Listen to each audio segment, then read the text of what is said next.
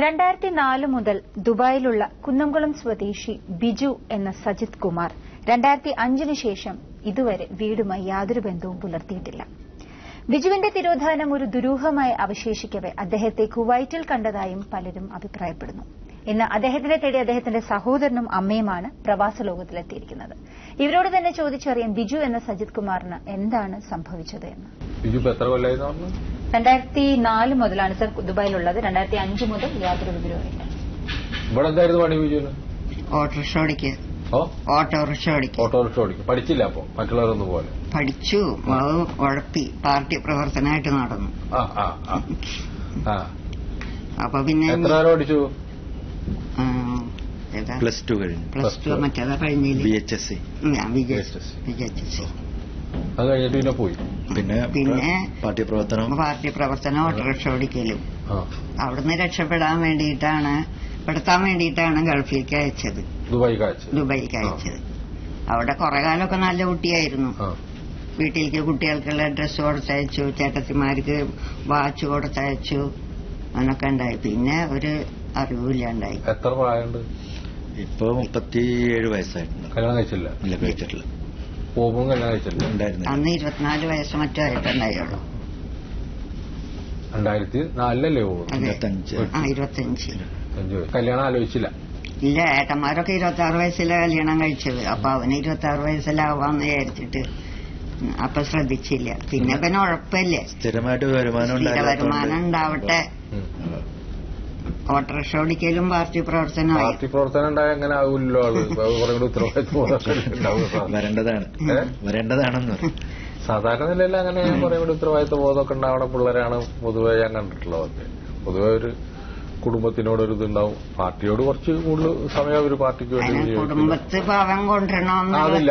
അതില്ല. അപ്പൊ അവന് കിട്ടുന്ന കാശും ഇങ്ങനെ പാർട്ടിയിലേക്ക് ആൾക്കാരെ കൂട്ടാനും മീറ്റിംഗ് നടത്താനും സംഘടന പ്രവർത്തനം. ദുബായിൽ പോയിട്ട് ആരെ കൂടെ ആയിരുന്നു എല്ലാവരും കുറച്ച്? ഇല്ല, റിഗില് കുറെ കാലം വർക്ക് ചെയ്തിട്ടുണ്ടായിരുന്നു. അവിടുന്ന് ഇപ്പൊ സ്ഥിരമായിട്ട് അവിടെ പോവാത്തോണ്ട് പിന്നെ അവിടുന്ന് പോന്നു. പിന്നെ കുറെ കാലം ഞാൻ അറിഞ്ഞത് ഒരു കേസിൽ പെട്ടിട്ട് ജയിലിലുണ്ടായിരുന്നു എന്ന് പറഞ്ഞു കേട്ടിട്ടുണ്ട്. അറിവില്ല, എപ്പോഴും നമുക്ക് വ്യക്തമായ വിവരമില്ല.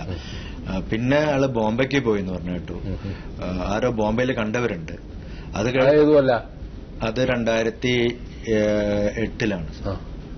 ബോംബെയിൽ കണ്ടവരുണ്ട്. പിന്നെ മസ്കത്തിലുണ്ടെന്ന് പറഞ്ഞു കേട്ടു. ഇപ്പൊ ലേറ്റസ്റ്റ് ആയിട്ട് കേട്ടത് കുവൈത്തിലുണ്ടെന്നാണ്. നമ്മുടെ നടൻ ശ്രീരാമന്റെ മകനെ ഒരു ബാങ്കിൽ വെച്ച് കണ്ടു ആ കുട്ടി. അപ്പോഴാ ഈ അമ്മനെ വിളിക്കണില്ല ചോദിച്ചപ്പോ അതിന്റെ സമയമായില്ല.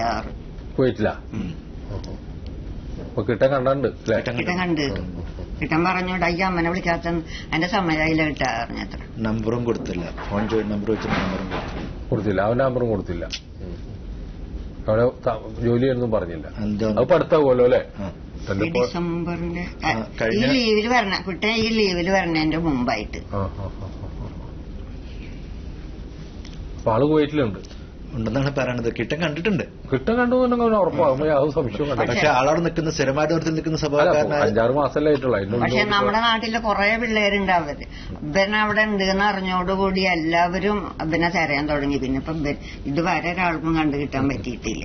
കിട്ടാൻ കണ്ടിട്ട് ഉറപ്പായിട്ടും പരിചയമുള്ള ആളല്ലേ, ഉറപ്പായിട്ട് നമുക്കൊന്ന് അന്വേഷിക്കാൻ കുവൈറ്റിലല്ലേ. അപ്പൊ അങ്ങനെ ഒരു കൂളിയാട്ടയില് ദുഃഖാടെ മോൻ ഫഹീം ഉണ്ട് അവിടെ. അപ്പൊ ഫഹീൻ ഒരു ദിവസം വിളിച്ചിട്ട് പറഞ്ഞു, ഫൈക്ക ഞാൻ ജീവിച്ചിരിപ്പുണ്ട് കേട്ടാന്ന്.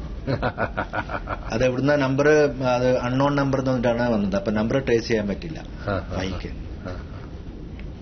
അപ്പൊ ഫൈ പറഞ്ഞിട്ടാ ഈ എന്നെയല്ലേ വിളിക്കണ്ട, അമ്മനെ വിളിക്കുക.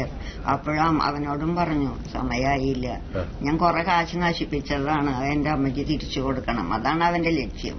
പക്ഷെ അവനൊന്നും കുട്ടിയെ പറ്റണമില്ല. ബിജു അല്ലെ, സജിത് കുമാർ. അങ്ങനെയൊക്കെയുള്ള ഉദ്ദേശത്തോടു കൂടി ആളൊരു മോശപ്പെട്ട ആളല്ല. എല്ലാവരോടും നന്നായി പരിചയപ്പെടും, സഹായം ചെയ്യും. അങ്ങനത്തെ ഒരു സ്വഭാവമാണ്. കുവൈറ്റിലെ പ്രവാസ ലോകം പ്രവർത്തകരോട്, ബിജുവിന്റെ സുഹൃത്തുക്കളോട്, ഇപ്പോ ബിജുവിനെ കണ്ട ആളുകൾ ധാരാളമുണ്ട്. കിട്ടനെ പോലുള്ള ആളുകൾ, ഫഹീമിനെ പോലുള്ള ആളുകളൊക്കെ കണ്ട ആളുകളാണ്, നാട്ടുകാരാണ്, സുഹൃത്തുക്കളാണ്. ഇപ്പോ സമയമായിരിക്കണം നാട്ടിലേക്ക് വരാൻ. കാരണം അമ്മയ്ക്കൊക്കെ വയസ്സായിരിക്കുന്നു. 10 വർഷമായി താൻ പോയിട്ട്. ഒരു ദേശാടനത്തിന്റെ കാലമൊക്കെ കഴിഞ്ഞിരിക്കുന്നു.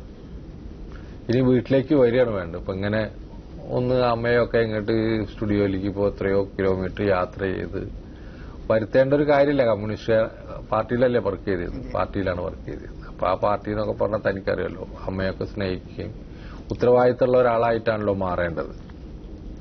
തീർച്ചയായിട്ടും ചില പരിസ്ഥിതികളിൽ ഇങ്ങനെയൊക്കെ പോകേണ്ടി വന്നു. ജോലി പോയി അങ്ങനെ അലഞ്ഞു തിരിഞ്ഞ് വീട്ടിലേക്കൊന്നും അയക്കാൻ പറ്റില്ല. അതിന്റെ ദുഃഖം ഇതൊക്കെ കൂടിയിട്ടുണ്ടായിരിക്കുന്നത്.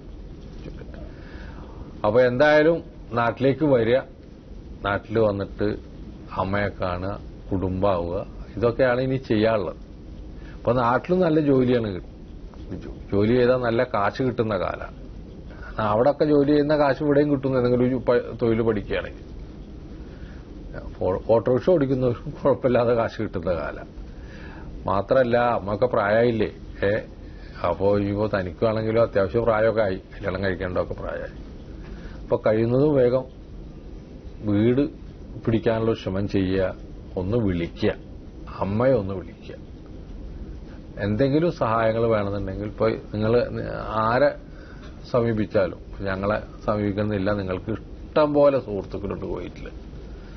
അപ്പോൾ ബിജുവിന്റെ സുഹൃത്തുക്കൾ മുഴുവൻ ഒന്ന് ഉണർന്ന് പ്രവർത്തിച്ചാൽ ബിജുവിനെ കണ്ടെത്താൻ പറ്റും. ബിജു വല്ലാണ്ട് ഇനി ഒളിച്ചിരിക്കേണ്ട കാര്യമില്ലാന്ന്. എന്തോന്നപ്പം ഇങ്ങനെ ഒളിച്ചിരുന്നുകൊണ്ട് കാര്യം. എവിടെയെങ്കിലുമൊക്കെ ഉണ്ട് എന്ന് അമ്മയ്ക്ക് അറിയുമ്പോൾ അമ്മയ്ക്ക് എത്ര വിഷമമുണ്ട്. ഒരു ഫോൺ വിളിച്ചൂടെ?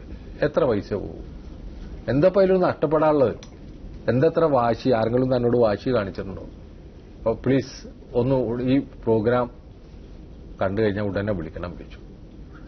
വിളിച്ചിട്ട് പെട്ടെന്ന് നാട്ടിലേക്ക് വന്നില്ല, അമ്മയൊന്ന് വിളിക്കി. അത്രയല്ലേ അവർ പറയുന്നുള്ളൂ. ഒന്ന് കേൾക്കട്ടെ, തന്റെ ശബ്ദം ഒന്ന് കേൾക്കട്ടെ, എന്നിട്ട് നമുക്ക് ആലോചിക്കാം. എന്നിട്ട് പറ്റാവുന്ന ഒരവസ്ഥയിൽ നാട്ടിലേക്ക് വരിക. കാശൊക്കെ ഉണ്ടാവുന്നത്, കാശും പ്രശ്നങ്ങളൊക്കെ തീരും. ബിജു നാട്ടിലേക്ക് വരണം എന്നാണ് ഞങ്ങൾ പറയാനുള്ളത്. സുഹൃത്തുക്കൾ അദ്ദേഹത്തെ കണ്ടെത്താനുള്ള ശ്രമം തുടരണം. അതുപോലെ തന്നെ അദ്ദേഹത്തിന് നാട്ടിലേക്ക് വരാൻ എന്തെങ്കിലും പ്രശ്നങ്ങളുണ്ടെങ്കിൽ അത് പരിഹരിക്കണം എന്നാണ് പറയുന്നത്. സ്വദേശത്തും വിദേശത്തും കാണാതാകുന്നവരെ തേടിക്കൊണ്ടുള്ള ഒരു യാത്രയാണ് പ്രവാസ ലോകം നടത്തുന്നത്. ഇത് തികച്ചും സൌജന്യമാണ്. കാണാതാകുന്നയാളുടെ ഫോട്ടോ, അയക്കുന്നയാളുടെ വിശദമായ ടെലിഫോൺ നമ്പറും അഡ്രസ്സും സഹിതം ഞങ്ങൾക്ക് എഴുതുക. എഴുതേണ്ട വിലാസം: പ്രവാസ ലോകം, കൈർലി TV, കൈർലി ടവർ, പാളയം, ട്രിവാൻഡ്രം 34. ഞങ്ങളുടെ ഹോട്ട്ലൈൻ മൊബൈൽ നമ്പറുകൾ: കേരളം ഇന്ത്യ, റഫീഖ് റാവുത്തർ 9847920104. ഞങ്ങളുടെ ഇമെയിൽ അഡ്രസ് പ്രവാസലോകം@gmail.com.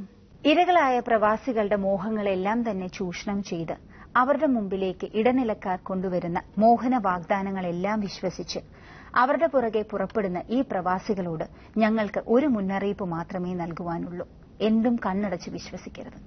ഈ ആഴ്ചയിലെ പ്രവാസലോകം ഇവിടെ പൂർണ്ണമാകുകയാണ്. അടുത്ത ആഴ്ച നമുക്ക് വീണ്ടും കാണാം. നന്ദി, നമസ്കാരം.